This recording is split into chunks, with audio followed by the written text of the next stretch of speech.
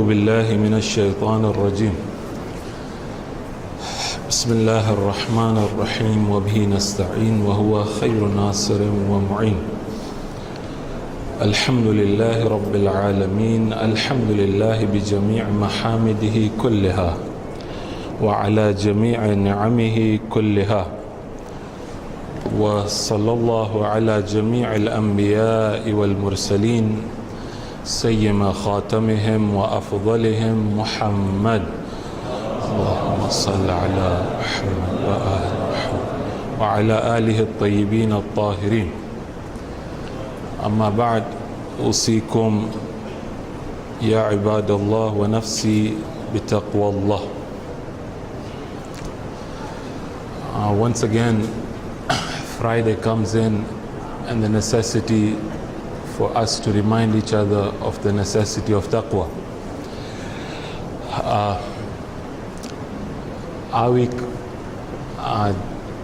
तकरीबन 6 महीना थिया हवे हूँ मदरसा में छूँ कई चीज़ों ऑब्जर्व करो छूँ which I will not be sharing any personal experiences. I feel now responsible to share and remind ourselves about this topic. મદ્રસામાં આ 6 મહિનામાં અમારા પાસે 5 વર્ષના બચ્ચા છે until the 17-year-old youths. આ બધી એજ ગ્રુપમાં પ્રોબ્લેમ્સ છે, બધી એજ ગ્રુપમાં પ્રોબ્લેમ્સ છે. અમારા પાસે 40-50 બચ્ચા છે કે જેના પાસે રિયલ પ્રોબ્લેમ્સ છે. કન્ક્લુઝનમાં હું આવ્યો છું. I can be corrected, but આ મારું કન્ક્લુઝન છે કે 80% if not more 80% of the problems na reason મા બાપ છે. 80% ના problems જે છે બચ્ચાને એ લોકોનું પ્રોબ્લેમનું કોઝ મા બાપ છે. either મા બાપ ફાઇનાન્શિયલી ઇકોનોમિકલી સ્ટેબલ નથી એટલે બચ્ચા સફર થાય છે, અસર પડે છે. કારણ કે મા બાપ પૈસા નથી, પૈસા પાછળ પડે છે, નથી ઇનફ એન્ડ ધ કિડ્સ સફર.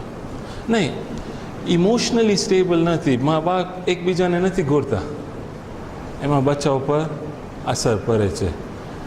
નો, ફિઝિકલી અવેલેબલ નથી તો બ્રોકન હોમ્સ છે, ડાયવોર્સ થયા છે મા બાપ, બચ્ચા મા સાથે છે, મા કેન નોટ મેનેજ નથી કરી શકતી, they suffer. Baap સાથે છે, baap cannot manage, the children suffer. Now, this was very interesting for me. There's some parents, એ લોકો ખાલી સફરમાં જાય છે ને બચ્ચાને મૂકી દે છે પાછા. રિસ્પોન્સિબિલિટી કોનું? ખુદા જાણે છે. સાચે આવી રીતના કરવું છે. અગર આવી રીતના ચાલશે તો આજે જે 50 બચ્ચા છે કાલે 100 થશે, એના 200 થશે. And I guarantee, અગર આનું સોલ્યુશન અમે નથી લઈ આવ્યા હમણાં તો આ 50-100 થશે. The rate is going very quickly. So, I felt it's my responsibility to share and remind ourselves about the issue of child upbringing. The responsibility of the parents need to be reminded to them. But before I go into the topic, there's a beautiful hadith I read. It also shows the status of the parents, but it's also showing the responsibility also of the parents. So before I go into the topic, see this hadith. It's from the 4th Holy Imam alayhi salam. He says, جاء رجل إلى النبي صلى الله عليه وآله. A person came to the A person came in the presence of the Holy Prophet and he tells him, Ya Rasulullah, ma min amalin qabihin illa qad amiltuh. It's a very strange statement. You know what, O Holy Prophet, there is no evil that I've not committed. Every evil you can consider about, I've already committed that evil. Sasa, fahalli at-tawbah, fahalli min tawbah. I've come to you now, I've committed all these wrongs. I want to go back to God, I want to go back. Allah should accept my remorse and my regret. What should I do? What should have the Prophet replied? Go sit in the mosque and pray, yeah? The Prophet turns back to this guy and says, فَهَلْ مِنْ وَالِدَيْكَ أَحَدٌ حَيٌّ. Is any of your parents alive? Sasa, you are comparing all the wrong sins with the presence of a parents. That means if you want to go back to God, it's the parents who are going to take me back to God. So the person says, yes, my father is alive. So the Holy Prophet tells him, فَذْهَبْ فَبَرَّهُ. Go and do good to him. So the doing good to the father is equivalent to getting closer to God. But then when he went away, the riwayah says, the Prophet says, لَوْ كَانَتْ أُمُّهُ. If Kash, and I just hope that the mother was alive, this man would have got even closer to God very quickly. So the father and the mother are a source. The status is there, yes, but they are a source of their children getting closer to God. Sawa? Now, before I go into my topic, I just want to share, this report has been, so I have just brought the summary. It's a summary report which is, it's a 130-page report by UNICEF in collaboration with CDC. CDC is an American institution for prevention of disease and curing of diseases, in collaboration with Muhimbili University. The three institutes have come together and presented this report. Basically, the report is about, it's a study against the violence against the children in the country. So basically, this is not, we're not talking about the US or the UK or nothing. We're talking about our own country. The report is divided into two, the mainland and Zanzibar. I'll focus on the mainland. You notice, it's basically studying the physical violence and the other violences going on in the family. This was interesting for me to understand that there are so many parents who discipline their children thinking they're disciplined by hitting. They're violent to their children thinking they're disciplining them. Ali alayhi salam has a beautiful statement, two words, but speaks millions. You know what? He says, La adab ma'al ghadab. Two words, and done. You know, when we have our children, when we hit them, I don't know, for those parents who have hit their children, again, the ulama, people like Ayatollah Nasir Makarim Shirazi now have gone to a level that they say in the modern world it's haram now to beat the children, it's haram. People like Sayyid Sistani and Ayatollah Sistani, they say that no, if you want to, it's the last resort you are taking. If everything has not worked, you tried everything, nothing worked, now the last resort is now to hit a child. But how do you hit? You start hitting. He says no, you hit 3 strokes, but the strokes should be such that they don't create any swelling, they don't create any bleeding. If they create any bleeding and they create any swelling, the father or the mother have to pay diya and blood money. There we go. It's better not to bit. It's better not to bit. I was surprised when parents come and tell me we hit our children. So this is going on in our community. So this report basically is focusing on the violence going on. Now, I'm connecting some dots, I'm not giving the whole report. Children, they say that 60% of the Tanzanian girls, 60% of the Tanzanian girls and boys report physical abuse.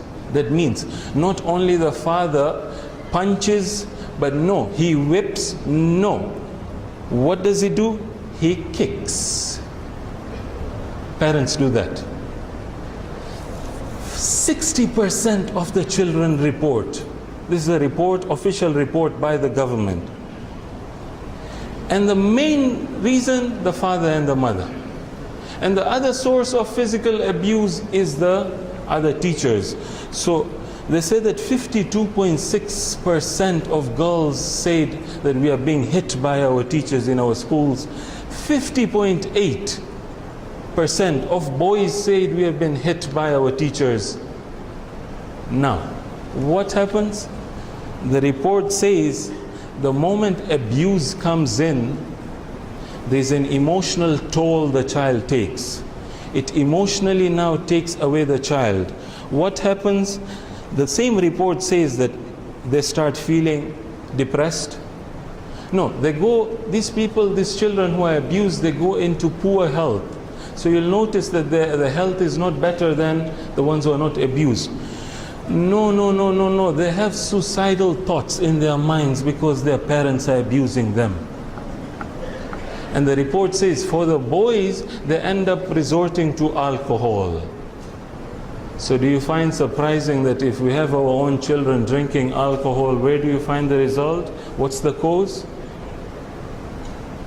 The parents who abuse their children. No, look at the result. Look at the result. When they get emotionally disturbed, the same report now says sexual violence comes in now. Sexual problems comes in. So they say 20% of the girls report having a sexual encounter before the age of 14. 20% of Tanzanians report that before the age of 14 they have had their first sexual encounter. This is all what? The cause is the parents, the abuse which comes in from the parents and the teachers. No, the boys is 14, so 20% of the boys and the girls. Above 14 and 15 years old, 40%. 40%. The girls. And 40% is done at the age of 17. So we in our madrasa finish at the age of 17. So these boys who are in madrasa, 40% according to the Tanzanian statistics have had their sexual encounters at that age. These are girls. On the contrary, to the boys, 16%. Sorry. Recite the salawat, please.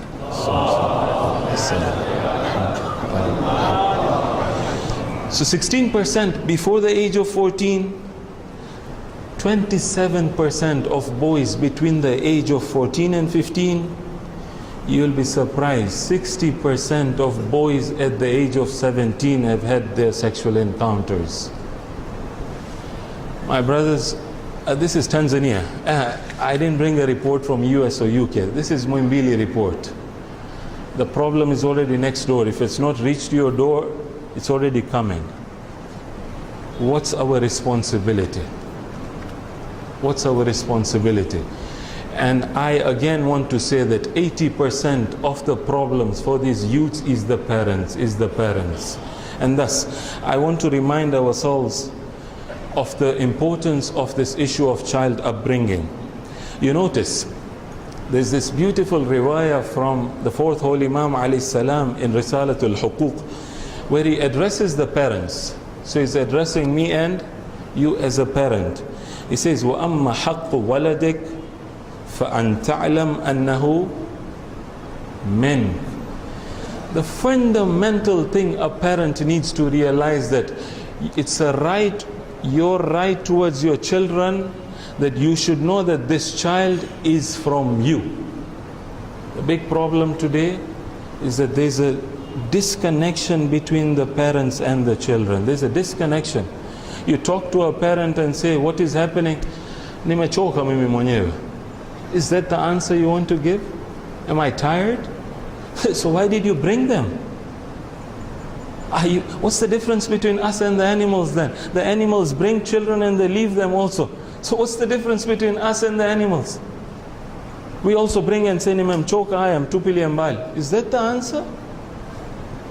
So Sajjad alayhi salam says, no, you should know that he is from you. Notice Fatima displays this. Fatima alayha salam, salamullah alayha. This riwayah is mentioned by Allama Madlisi in his Bihar al-Anwar Again, it's notice the whole context of riwayah, and then please judge accordingly how the A'imma and the Ahlul Bayt have dealt with the children and how we deal with the children.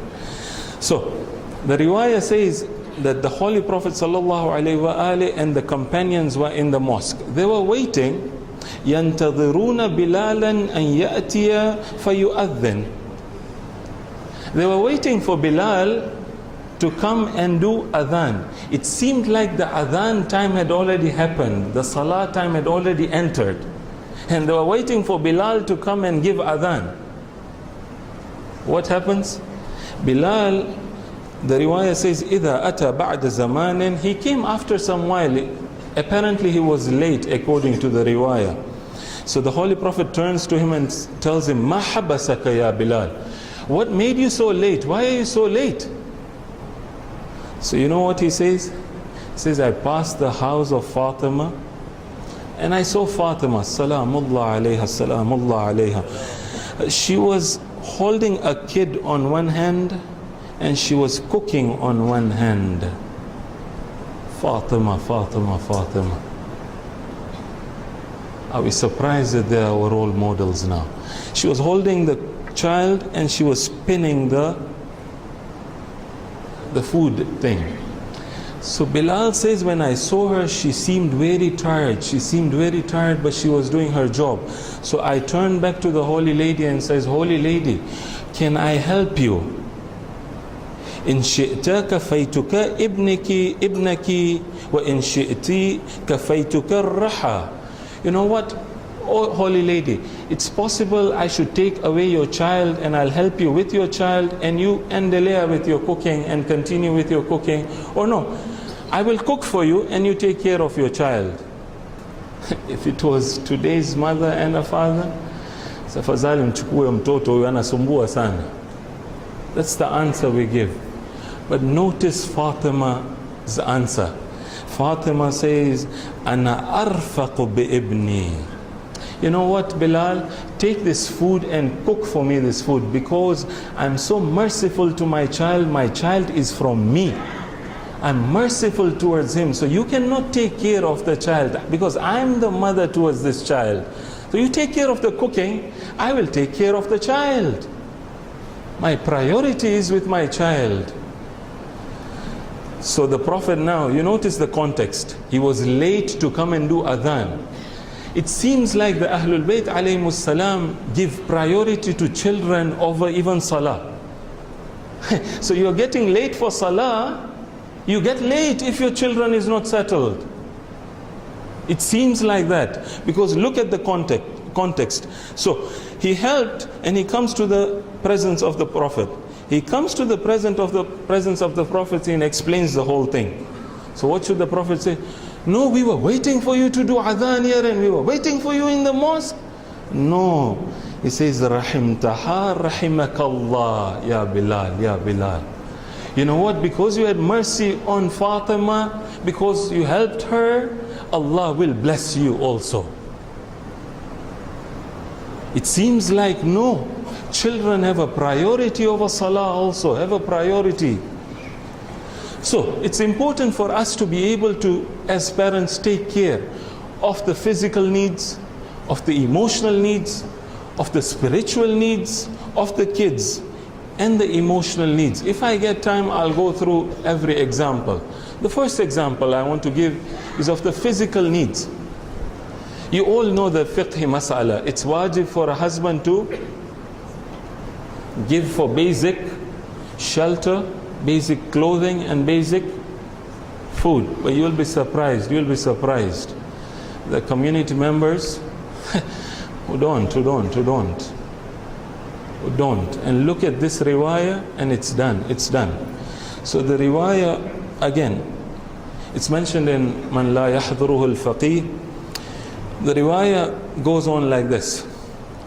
From the sixth holy Imam, he narrates it from his father. He says his father said, أَنَّ رَجُلًا مِنَ الْأَنصَارِ تُوَفِّيَ. There was a person from Ansar who passed away. So he was on the state of passing away. وَلَهُ صِبْيَةٌ صِغَارٌ. Apparently he had children who were very small. Now, in the process of his death, he had some money with him, he had some capital he had with him. He looks at some people and he gives out that money in charity. He gives out that money in charity. Apparently the riwayah says he freed slaves, 6 slaves, he freed them. He gave the whole wealth he had in charity to free that slave. So, the riwayah says that the Holy Prophet was informed. So the Holy Prophet turns back to his companions who were informing him. He tells them, what did you do with him? What did you do with him? Says, Dafannahu, we have buried him. You know the answer the Prophet gives? It's a very strange answer. It's a very strange answer. He says, لو علمت ما دفناه مع أهل الإسلام. You know what? If I would have known that this person has done this and he has left his wife and his children now begging on the streets, he had money and he never left for his children, if would have known before this, I would have not allowed him to be buried in the Muslim Qabristan. What more do you want? What more do you want? Parents, please wake up, please. It's time now. We need to prepare our community for the coming of the Imam. Until when? Until when?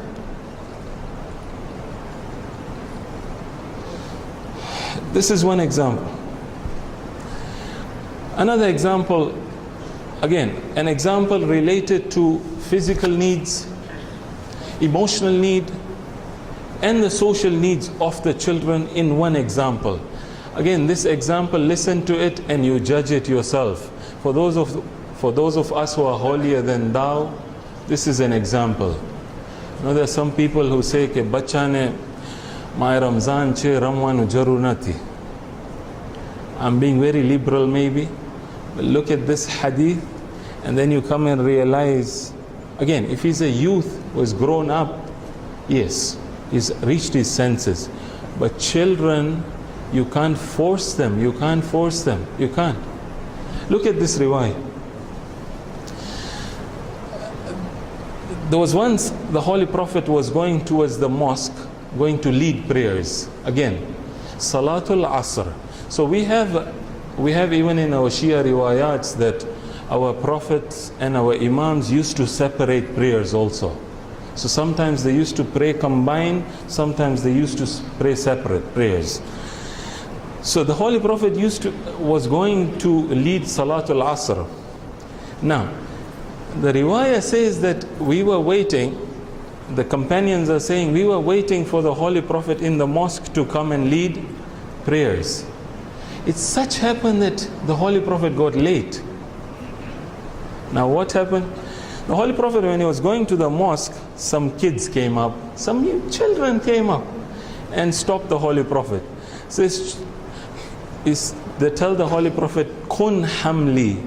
It's very strange. You have leaders like the Holy Prophet when there was no barrier between the children and the Holy Prophet, who is the leader of the Ummah, but there's no barrier between the leader and the children. Salamullah alayhi, salamullah. Today we need leaders like this, who can break all the barriers and say, here I am, I'm ready to listen, I'm ready. So, the Holy Prophet is being told by the children, because the children used to know that the Holy Prophet used to keep Hassan and Hussein on his shoulder, and he used to be a camel and a horse for them. So they also turned to the Holy Prophet and says, Kun hamli ya Rasulullah. Oh Prophet, be our horse. The Prophet is going to lead prayers, huh? Keep in mind. What does the Prophet do? No. He goes down. He starts becoming a horse for the kids. The kids start playing on him, jumping on him, do everything on him. Those people in the mosque, they are worried.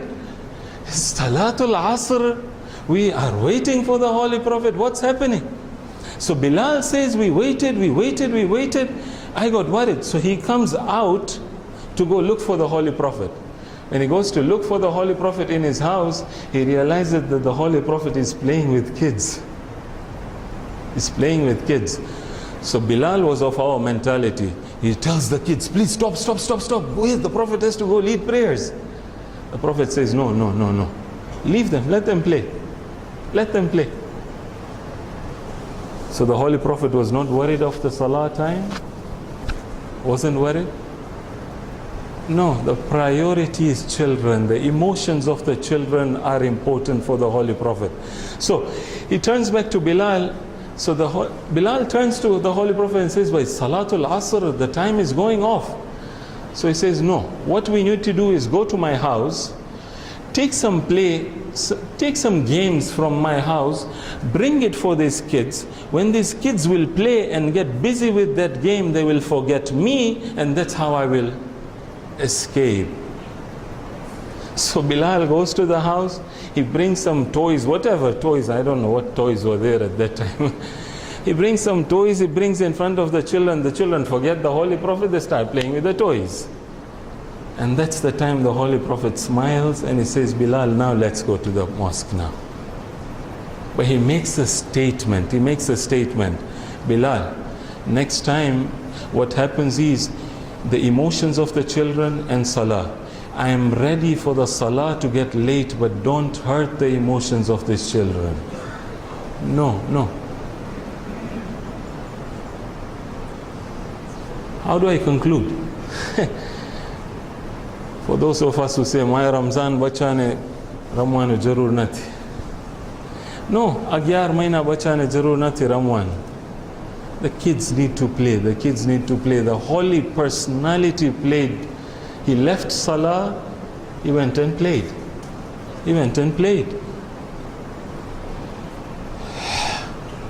Okay, my time is done.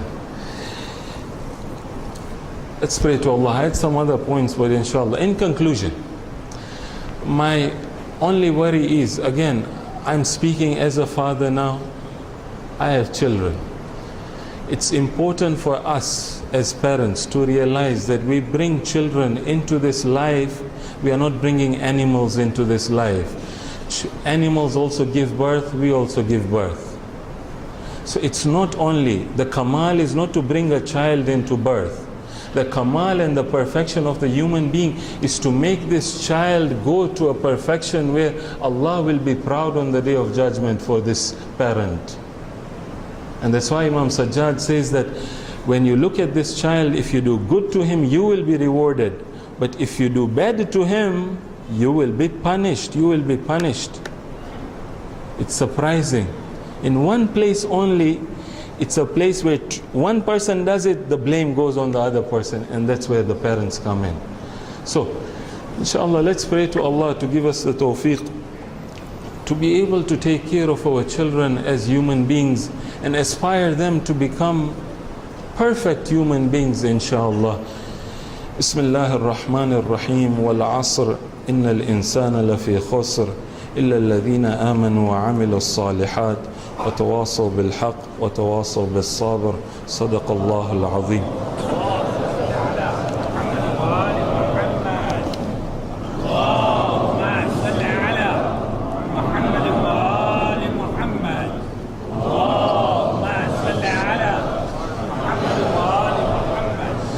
أعوذ بالله من الشيطان الرجيم. بسم الله الرحمن الرحيم. وبه نستعين وهو خير ناصر ومعين. الحمد لله رب العالمين. الحمد لله بجميع محامده كلها وعلى جميع نعمه كلها. وصلى الله على جميع الأنبياء والمرسلين سيما خاتمهم وأفضلهم محمد.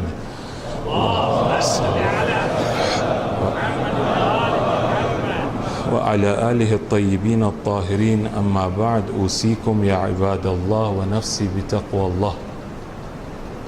Once again, I would just like to remind ourselves, myself and yourselves, of the necessity of taqwa. My time is gone. Inshallah, I'll try cover. I was planning to 3rd June corresponds with the death anniversary of one of the great personalities in the Islamic history we have had. Imam Khomeini rahmatullah alayh, his death anniversary was on the 3rd June. And I was feeling that if we could share some things about this holy man.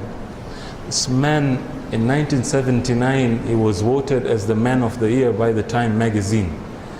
One of the biggest influence this man had. A lot of us, for those of us who were there at that time, realize that the influence this man had on our lives. One incident I want to share and I finish. Inshallah, maybe next week in my second khutbah I'll be able to talk about this man more. One of the secrets of his revolution, Sheikh Mutahari rahmatullah alayh, one of his closest companions, Imam Khomeini considered Sheikh Mutahari as his son. If you look at his, when Sheikh Mutahari passes away, the condolence message Imam gave on the death and the martyrdom of Sheikh Mutahari, he calls him my son. I want to cry over you, but these people will not allow me to cry over you. I want to be strong. He called him his son. He was very close to him.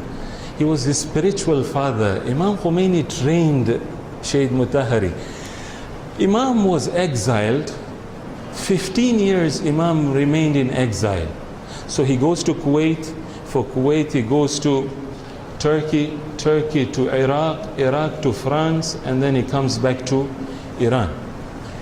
So 15 years Sheikh Mutahari, the spiritual son of the Imam, had never met his father, his spiritual father. In the end of his time, when Imam was in Paris, Imam was allowed to meet some of his people, his close companions. So Sheikh Mutahari makes a niyyah to travel to Paris. After 15 years, he's going to meet his spiritual father.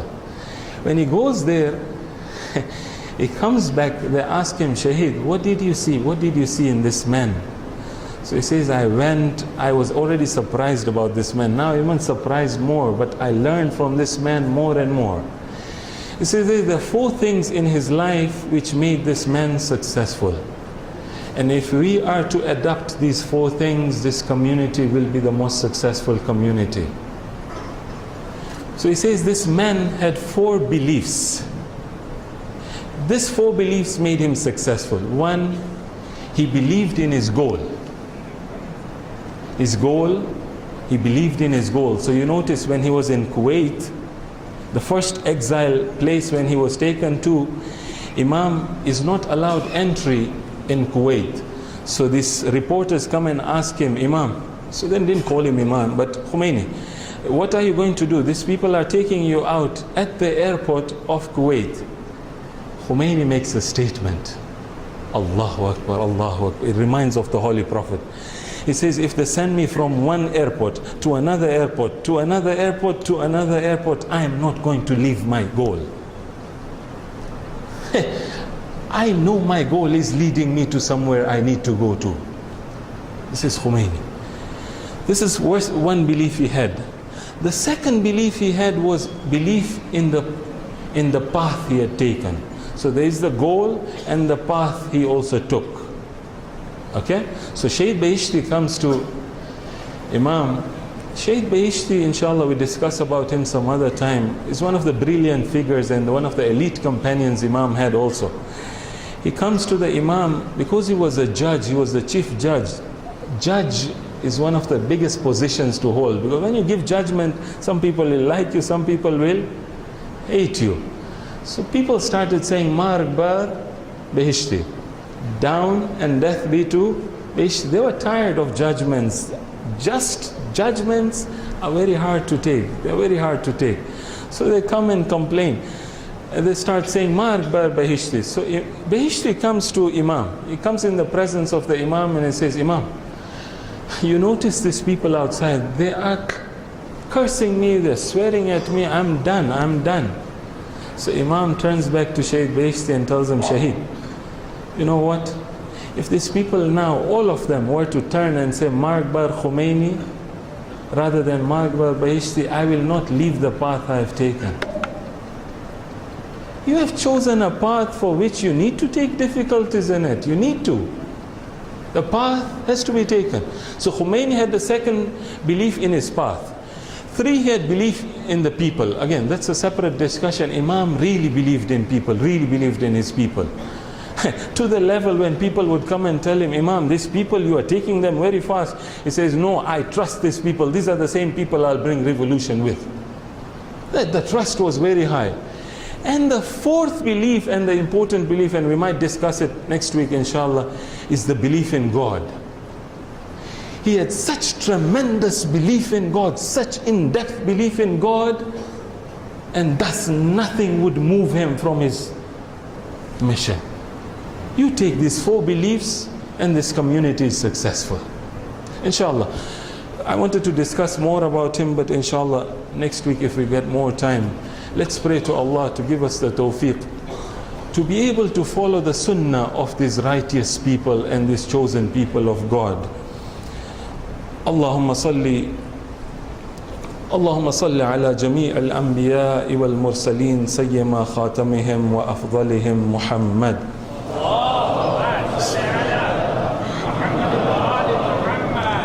اللهم صل وسلم على علي بن أبي طالب. صل على فاطمة الزهراء.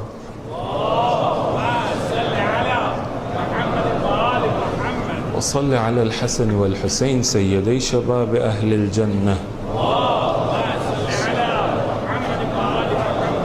وصل على علي بن الحسين ومحمد بن علي وجعفر بن محمد وموسى بن جعفر وعلي بن موسى ومحمد بن علي وعلي بن محمد والحسن بن علي والخلف الهادي المهدي. صلواتك عليهم أجمعين. اللهم اغفر للمؤمنين والمؤمنات والمسلمين والمسلمات الأحياء منهم والأموات. بسم الله الرحمن الرحيم. إنا أعطيناك الكوثر فصل لربك وانحر إن شانئك هو الأبتر. صدق الله العظيم. اللجن يا مولاي اللجن